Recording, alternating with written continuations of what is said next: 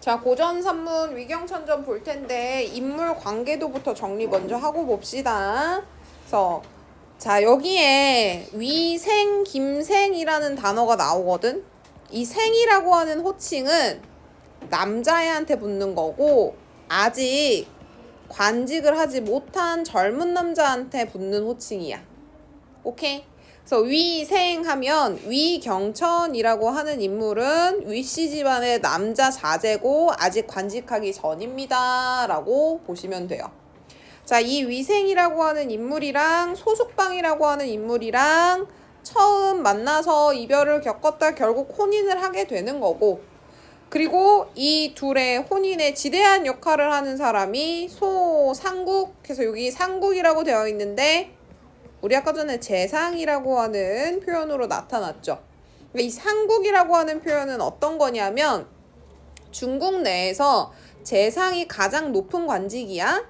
그리고 상국이라고 하는 건 명예직 같은 느낌이에요. 오케이? 그래서 삼정승부로 돼요. 삼정승보다 높죠? 응, 삼정승보다 높아요. 근데 이 상국인 그거보다 더 높아. 그러니까 거의 상국은 안 줘도 상관없어. 안 줘도 상관없는데 그걸 받은 거야. 얘네 집 되게 잘 사는 집이야. 오케이? 그래서 이 소상국이라고 하는 사람이요, 자신의 딸이 상사병으로 앓고 있으니까 그간의 사정이라고 하는 걸 알게 돼서 심부름꾼을 위생네 집에 보내. 그리고 위생의 아버지도 그때 마침 위생의 이야기를 듣게 되었고, 그때 소상국네 집으로 얘네들을 결혼시키기 위해서 하인을 하나 보내야겠다라고 생각을 하고 있었어. 근데 그러던 중에 이 심부름꾼이 먼저 온 겁니다. 그래서 위생에 붙이는 늙은 아이를 보내려고 했기 때문에, 늙은 아이는 본문 내용에서 장소 이동 드러나지 않아요. 근데 소상국네 심부름꾼은 소상국네 집에서 위생네까지 온 인물이야. 그래서 심부름꾼을 통해서 소상국이 결혼시키자라고 하는 편지를 보내게 돼. 그래서 위생이 부친이 그걸 받아들이고 이 둘이 결혼을 하게 되는데, 그러고 나서 얼마 안 있다가 자, 중국에서 조선에서 일어난 임진왜란 때문에 군사를 보냈다고 했죠. 하필이면 이 위생의 아버지가 정토제군사라고 하는 관직을 받고 조선으로 파병 가게 됩니다. 그때 위생이 쫓아가게 되고요. 그래서 위생이라고 하는 인물은 연약한 인물이야. 그래서 부인이랑 떨어져서 전쟁터에 끌려가다 마음의 병을 얻어. 그때 김생이라 그래서 전쟁터에서 같이 이제 전쟁을 하게 끌려간 전우 친구를 만나거든. 그래서 이 김생이 위생을 위로해주는 장면이 본문 내용에 같이 나옵니다. 그래서 위생이랑 소숙방 혼인관계, 소상국과 소숙방은 부녀관계, 위생의 아버지 정토제군사와 위생은 부자관계, 그래서 김생과 위생은 전우관계, 그리고 소상국네 집안은 심부름꾼이라고 보내고 위생에 붙이는 늙은 하인을 보냅니다. 그래서 그거 잘 알아두시고 봅시다. 자, 위경천전 같은 경우는 전체 줄거리 말씀이 언급했어요. 만남과 이별이 반복되는 구조라고. 그치? 그런데 결과적으로 어떻게 해? 전란을 통한 최후 시련이 나타나고 결국은 이별하게 되는. 그때 전란이라고 하는 전쟁은 개인이 선택하는 문제가 아니죠. 그래서 전쟁이라고 하는 게 개인의 이별로 이어지는 내용은 사회 문제를 부각하는 역할을 해주기도 한다. 그래서 중요한 건 만남과 이별의 반복 구조야. 근데 결과적으로 이별로 끝난다는 비극적 애정소설이다. 자, 위생이 이 말을 듣고 놀라 눈물을 흘리더니 잠시 마음을 가다듬고 작은 소리로 말했다 이럽니다. 자, 위생이 이 말을 듣고, 근데 이 말이 지금 잘렸는데 뭐냐면 위생이 시름시름 알아서 죽으려고 하니까 위생네 부모님이 너 죽으면 우리도 죽을 거라고 얘기를 해. 그래서 부모님이 죽겠다는 얘기를 듣고 그 말을 듣고 놀라서 위생이 자신이 왜 이렇게 됐는지에 대해서 사정 설명을 하기 시작합니다. 부모님께서는 저를 낳으셔 정성을 다해 길러주셨다. 하늘 같은 그 은혜에 보답하고자 하거나 소자가 불초하여 증상과 같은 효성은 본받지 못하고 자하의 아픔만 끼쳐드리고 말았다. 불효막심한 죄가 이승저승에 쌓일 것이다. 자, 요 부분에서 자하의 아픔, 증상과 같은 효성, 요거는 고사를 인용해 놓은 부분이니까 의미 알아두십시오. 그러니까 부모님이 너 죽으면 나도 따라 죽고 우리도 따라 죽을 거야 이러니까 부모님한테 효도를 못한 본인에 대한 사과를 하고 있는데 그때 증삼과 자하라고 하는 인물을 가지고 들어와서 설명을 해요. 증삼이라고 하는 인물은 증자라고도 불려요 나중에. 그래서 유교에서 성인 취급받는 사람인데 효도하는 걸로 유명한 사람이야. 그러니까 증상과 같은 효성을 본받지 못했다라고 하는 건 부모님한테 효도하지 못했다라는 얘기. 자, 자하는 자식을 먼저 잃은 슬픔 때문에 양눈의 실명이라고 하는 걸 당하는 사람이거든. 그럼 자하의 아픔은 부모님의 아픔인데 어떤 부모냐? 자식을 앞세운 부모. 자식을 잃은 부모. 그래서 자하는 자식을 잃은 부모를 뜻해요. 그래서 자식을 잃은 부모의 아픔을 끼쳐드렸다. 즉 무슨 얘기냐? 부모님보다 내가 먼저 죽게 돼가지고 효도는 못하고 부모님이 자아와 같은 아픔만 겪게 되어서 죄송합니다. 이런 얘기예요. 자 여기 보면 부모님에 대한 효도 얘기를 쭉 하잖아. 그래서 사회적으로 유교라고 하는 유교적 분위기가 드러나는구나. 유교적 사상이라고 하는 게 사회적으로 나타나 있구나 알 수 있습니다. 그러면서 바라올 건데 제 속마음을 모두 말씀드려 유감이 없도록 했으면 한다. 그래서 내가 죽더라도 부모님은 돌아가시면 안 돼요 라고 하는 의미로 속마음을 얘기하기 시작하죠. 지난날이라고 했으니까 회상하면서 이야기 시작하고 있는 거지. 과거 일을 얘기하면서 자신이 왜 아픈지에 대한 이유를 막 설명을 해요. 친구와 함께 좋은 절기, 여기서 좋은 절기는 봄이야 봄. 지금과 같은 절기, 계절. 봄을 맞아서 배에 술을 싣고 남쪽 지방으로 유람을 했다. 그래서 남쪽 지방 동정호라고 하는 호수까지 갑니다. 이때 그만 소상국댁에 잘못 들어가 경박한 행동으로 담장을 엿보는 죄를 범했다. 여기서 말하는 담장은 소상국 내 담장 그냥 넘보는 게 뭐가 잘못이겠어. 근데 중요한 건 이 담장이 중문 안쪽에 있는 안채를 넘어다보는 담장이라는 게 중요합니다. 잘 사는 집안 사람들은 집 구조가 대문이 이렇게 있잖아. 그러면 담벼락이 쭉 쳐져 있고 그러면 중간에 대문 안쪽으로 들어가서 담벼락이 하나 더 있어. 그리고 그 안에 중문이라고 있어. 이 중문 안쪽은 여성들의 생활 공간이야. 그래서 이 중문 안쪽에 들어갈 수 있는 남자는 이 집안의 아버지, 가장밖에 없습니다. 여기를 들여다보는 건 별로 그렇게 큰 죄가 아니야. 근데 여길 들여다보는 건 큰 죄지. 그래서 여기서 말하는 담장은 여기, 중문 안쪽. 여기를 들여다봤고 결혼하기 전인 여성인 소숙방과 사랑에 빠진 얘기를 하고 있는 거야. 그래서 그게 죄라는 겁니다. 만번주가 마땅할 것입니다. 여기서도 유교적인 가치관이 드러나죠. 그지? 붉은 누각에서 한번 이별을 하고 그래서 둘은 결국 이별을 해요. 친구 때문에 이별을 하게 됩니다. 만리 강물에 산길도 험하여 소식을 통할 방도가 없었다. 그래서 친구 때문에 속아서 왔기 때문에 둘이 연락책이라고 하는 걸 남겨둘 수도 없었고 친구 때문에 결국 난 집에 돌아오게 돼서 소식을 통할 방도가 사라졌다. 봐봐. 만리라고 되어 있지. 만리나 떨어져 있을 리가 없어요. 이건 과장이기도 하고요. 심리적인 거리감을 나타내는 표현입니다. 이 물리적 거리가 만리라고 하는 건 불가능해. 한반도 처음부터 끝까지가 3천리거든. 그거 3배 되는 거리가 떨어졌다라고 하는데 이건 심리적 거리감을 이렇게 표현해 놓은 거야. 알겠죠? 저 말리 체크해 놓으세요. 소식을 통할 방도가 없었다. 오직 그 한 가지 생각에 가슴이 맺혀 결국 미친 명상사병이 생겼으니 죽은 뒤에야 편해질 거고 다른 방법은 없는 듯합니다. 해서 그간의 사정을 쭉 얘기하죠. 자 보면 여기 이렇게 위생이 지금 뭐 하고 있어? 대사하고 있지. 그러면 인물의 말하기 방식이 어떤가 그거 확인해 주셔야 돼요. 첫 번째 얘는 뭐 하고 있다? 고사를 인용해서 본인의 상황을 제시해 주고 있어요. 고사 인용해주고 있고 그 다음에 과거의 일을 이야기하며 병에 걸린 이유를 얘기해주고 있어요. 그래서 고사 인용 그 다음에 과거라고 하는 걸 회상하고 이야기하고 있다. 그리고 유교적인 사상이 막 드러나죠. 그러면서 자신 스스로가 죄를 범했다. 그래서 자책하는 말하기 방식 사용하고 있고요. 그리고 만리강물이다 라고 해가지고 과장적으로 자신의 심리적 거리감이라고 하는 걸 표현해주고 있어요. 오케이. 그래서 부모가 손으로 눈물을 훔치고 눈을 크게 뜨고 말했다. 저 여기서 눈을 크게 뜬 이유는 깜짝 놀란 거죠. 그리고 사실을 알게 됐으니까 이제 해법이라고 하는 걸 제시해 주는 거야. 우리가 그런 사정을 일찍 알았다면 너를 이 지경으로 만들었겠느냐? 자, 부모가 사용하는 말하기 방식은 서리법. 돌려 말하기 쓰고 있죠. 급히 늙은 하인을 불러 소상국댁에 보내며 해서 늙은 하인을 소상국댁에 보내며라고 했지만 늙은 하인이 출발하기 전에 소상국댁 심부름꾼이 먼저 온다. 그렇기 때문에 얘는 안 갔어요.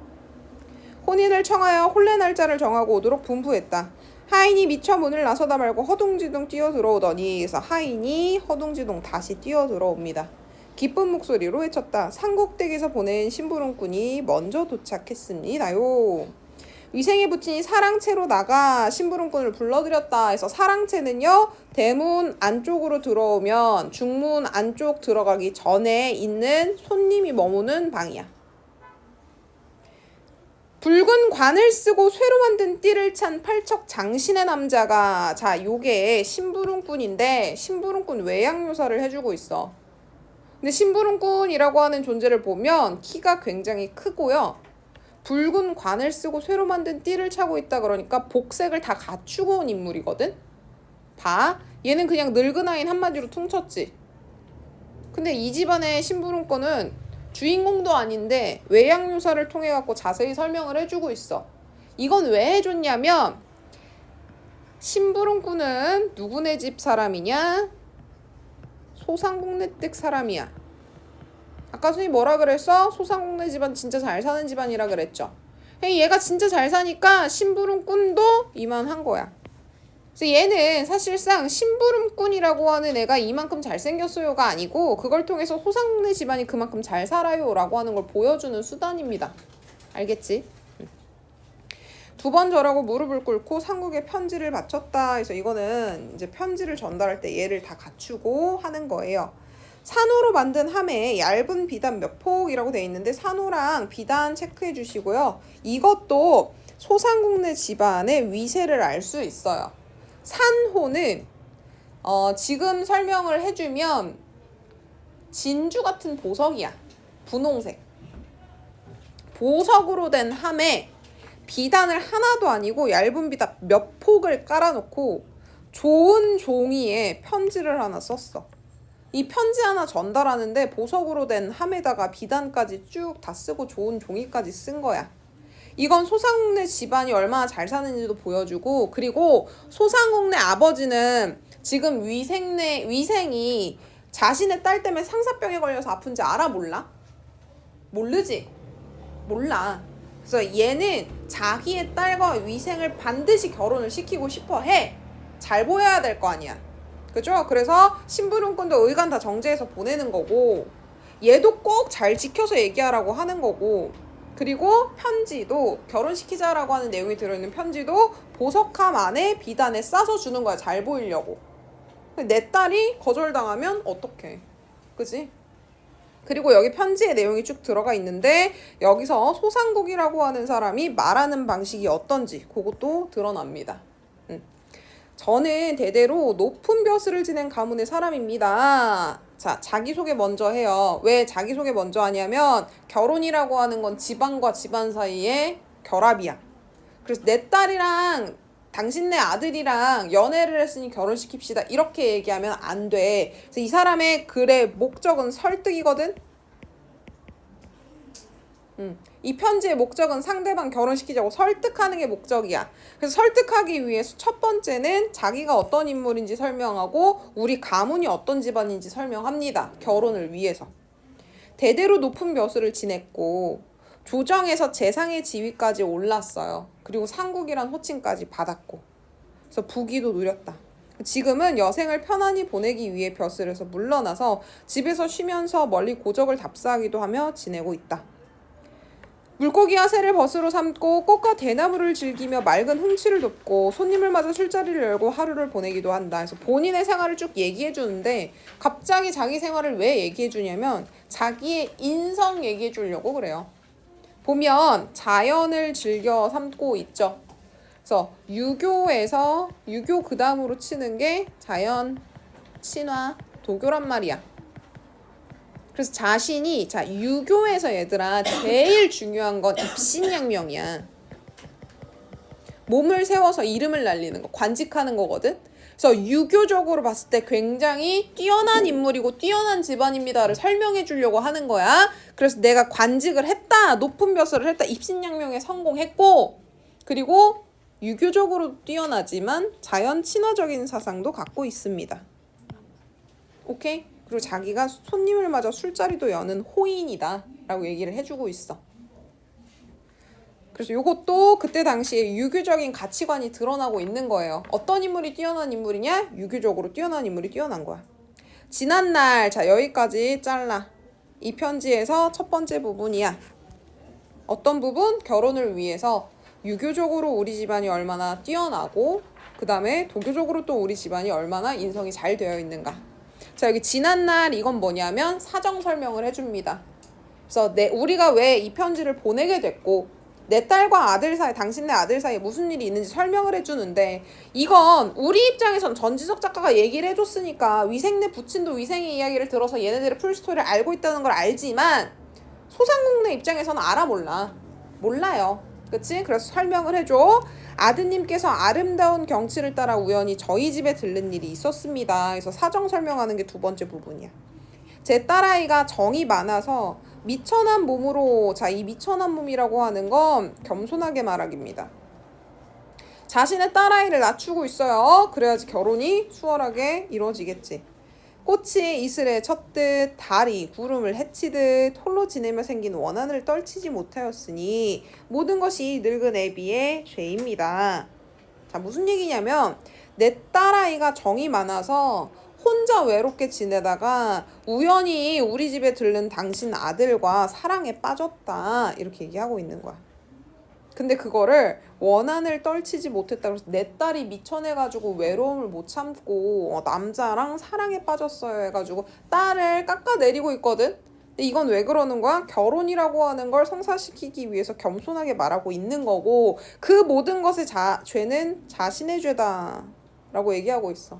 왜? 그러니까 당신 딸이 이래갖고 우리는 결혼 못 시키겠어요 이런 얘기 나오면 안 될 거 아니야. 그치? 그래서 자신의 죄다. 이미 일이 이렇게 되고 말았으니 후회한들 어쩌겠습니까? 초나라의 진기한 옥이 이미 깨지고 진나라 난세는 모여들지 않으니 이별의 한이 결국 병이 되어 남은 목숨이 신락 같습니다. 그래서 여기까지 혹은 여기까지 이렇게 보세요. 애비의 죄입니다. 여기까지. 여기는 상황 설명이고요.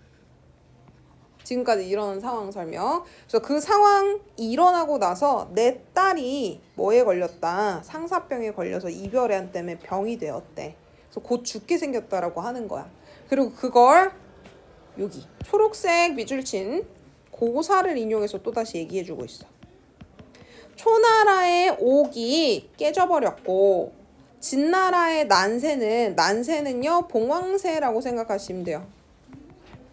좋은 귀한 새예요. 근데 이런 귀한 새가 모여들지 않고 있대. 그러니까 지금 상황이 안 좋다라고 하는 걸 고사 인용해서 얘기해주고 있어. 그래서 이별의 한이 병이 돼서 내 딸의 목숨이 신라가 같아졌다. 오케이? 그래서 여기까지 자르고 이제 고사 인용한 부분까지 보시고. 자, 여기는 이제 뭘 얘기하냐면 부모의 마음이라고 하는 걸 근거로 들어서 마지막 결혼이라고 하는 걸 시킵시다 라고 하는 걸 강조해주고 있는 거야. 난세가 죽으면 봉황도 쓰러집니다.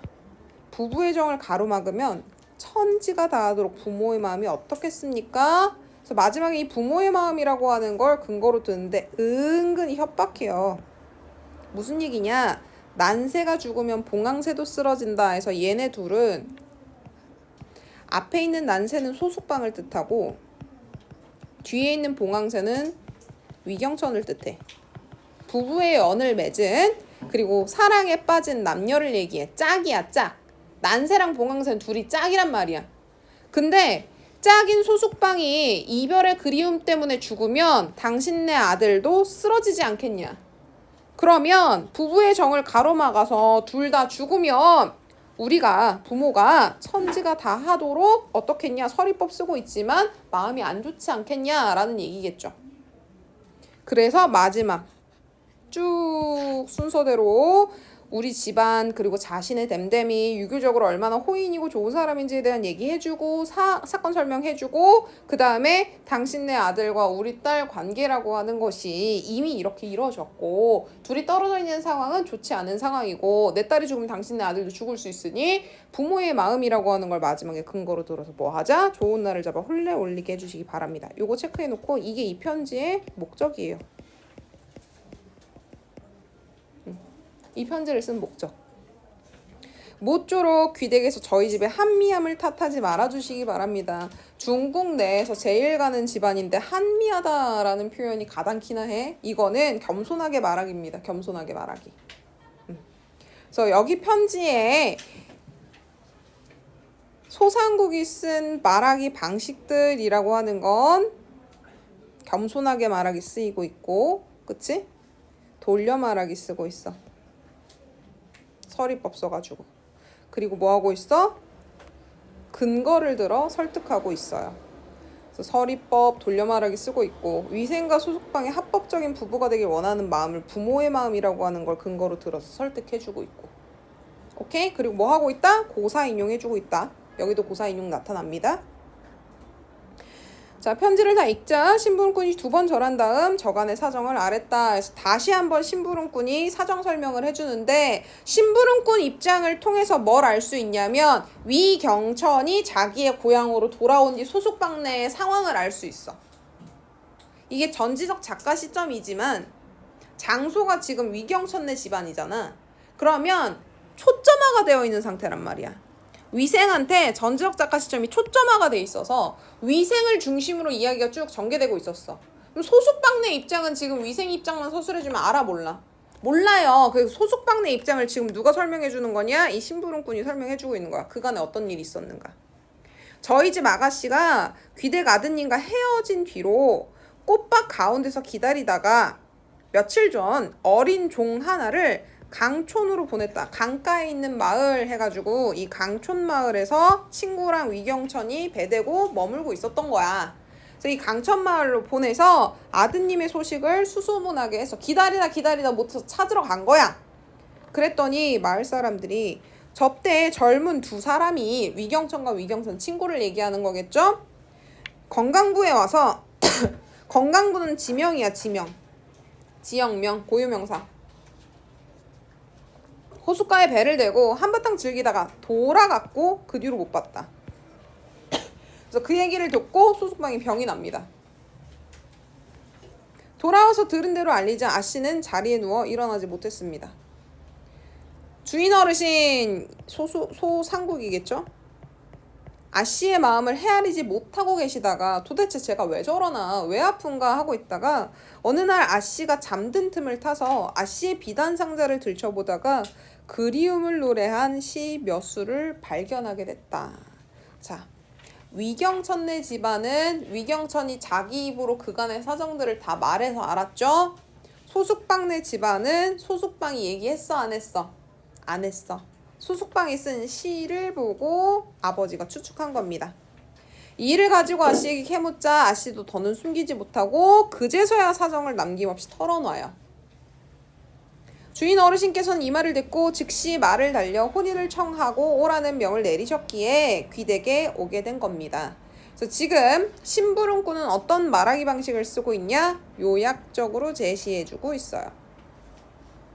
자기가 지금 이 장소에 오게 된 이유를 소숙방네 집안의 사정이라고 하는 걸 근거로 갖다 설명을 해주고 있는데 그걸 어떻게 얘기해주냐? 요약적으로 제시해주고 있어.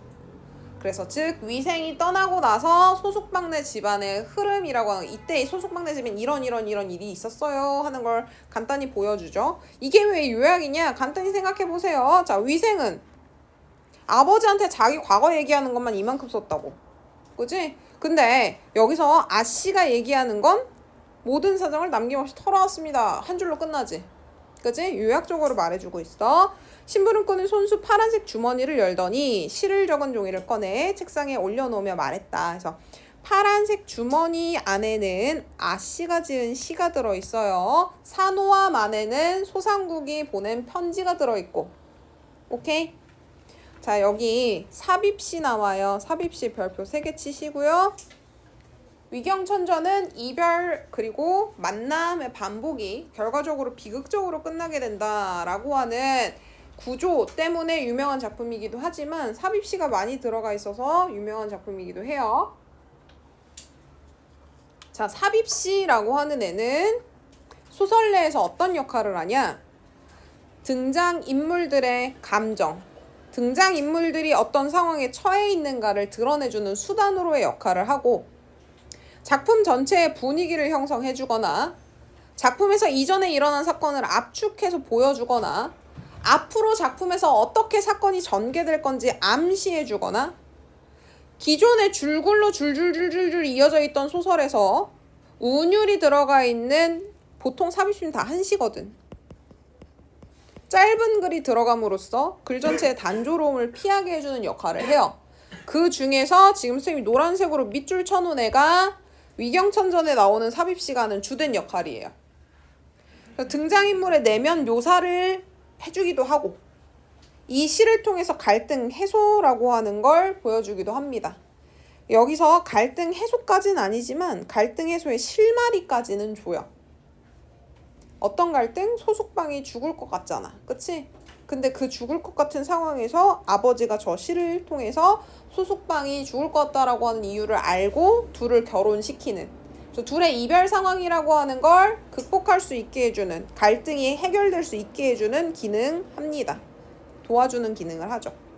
여기 선생님 별표친 유행하는 노래라는 건 뭐냐면 삽입시인데 소설보다 더 유명한 노래가 삽입시로 들어가는 경우가 있어. 추풍감별곡이라고 하는 작품이 있거든. 근데 걔 같은 경우는 노래가 들어가서 이 소설의 대중성을 확보해주는 역할을 해요. 그래서 유명한 노래나 유행한 노래가 삽입시로 들어가면 소설의 대중성이라고 하는 걸 확보하기 위해 한 역할을 해준다. 알아두시면 되고요. 그래서 이 삽입시의 역할 하고 있는 첫 번째 삽입시 볼게요. 한시입니다. 한시. 한시고 한자를 써봤자 여러분들 뭐 아무런 도움이 안 되죠. 그래서 얘는 한글로 풀어놓은 거예요. 4줄짜리죠. 그 4줄짜리 시를 우리가 절구라 그러는데 한시 중에 4줄짜리 시는 기승전결 구조를 갖고요. 그리고 보통은 선경우정의 전개 방식을 따릅니다. 앞에서는 경치 얘기해주고 뒤에서는 정서 얘기해주는 거. 그래서 이 삽입시도 마찬가지예요. 기승전결이고 그리고 선경 후정이에요. 그걸 따라가고 있는 삽입시입니다. 오케이? 절구예요, 절구. 자, 기승전결의 구조는 뭐냐면 심상이 일어나요. 그 심상이 그대로 이어져요. 같은 맥락에서 이야기가 나오다가 저는 갑자기 전환되는 거야. 새로운 생각이 등장하고요. 기승전욕이 나온 게 다 합쳐져서 그래서 결론적으로 어떻게 되었나 결말이 나오는 구성이고 얘는 여기까지 경치, 여기까지 정서. 그래서 성경우정 나타나고 있습니다. 자, 그럼 경치 한번 볼게요. 버드나무가 한들한들, 연못에는 물이 가득하고 꽃떨기가 우거지고 꾀꼬리가 지저귀고 있는 상황입니다. 자, 버드나무가 한들한들한 상황, 그리고 연못에 물이 가득할 때는 봄이에요, 봄. 꽃떨기가 우거져 있다 해서 꽃이 떨어지고 꽃이 피어있는 계절은 봄이야. 만춘이라고 생각하시면 돼요. 만춘. 봄에서 여름으로 넘어가기 전 그때. 그리고 꾀꼬리가 지저긴다. 보면 한들한들 의태였어요. 꽃떨기가 우거지다. 물이 가득하다. 이거 다 시각적 심상이야. 의태어는 당연히 시각적 심상이죠. 움직임이니까. 물이 가득 차 있고 꽃떨기가 우거지다라는 것도 시각적 심상이고요. 꾀꼬리가 지저귀는 건 청각적 심상이죠. 그래서 얘는 시각과 청각적 심상을 통해서 봄이라고 하는 계절적 배경을 경치로 제시해주고 있어. 너무너무 아름답고 놀기 좋은 계절이지. 그런데 자, 전하는 부분에 보세요. 슬퍼서 상사곡을 연주한대. 자기 감정은 슬프다는 거야. 원래 이렇죠. 배경이 아름다운데 나는 그 배경과 어울리지 않는 심리 상태를 갖고 있어. 그러면 더 슬퍼지는 거야. 남들은 행복한데 나만 슬프거든. 그치? 자, 슬퍼서 그래서 본인의 심정이 직접적으로 제시가 되어 있고 이 부분이 자신의 감정을 얘기해주고 있는 후정 부분입니다. 자, 슬퍼서 상사곡을 연주하고 있대요. 그래서 이게 기승 이어지다 갑자기 전환되지, 분위기가. 상사곡 연주하는 건 청각적 심상입니다. 이건 노래 제목이죠. 곡조는 금슬인데 이제 줄이 끊어졌네. 그래서 여기서의 줄이라고 하는 건 위생과의 인연을 얘기해요. 위생과 소속방 사이의 인연. 그래서 곡조가 금슬이란 소리는 부부가 금슬이 좋다 이렇게 할 때 그 금슬이거든. 그래서 간단히 얘기하면 곡조는 아름다운데 그럼 뭐 하나? 위생과의 나 관계는 끊어졌는데.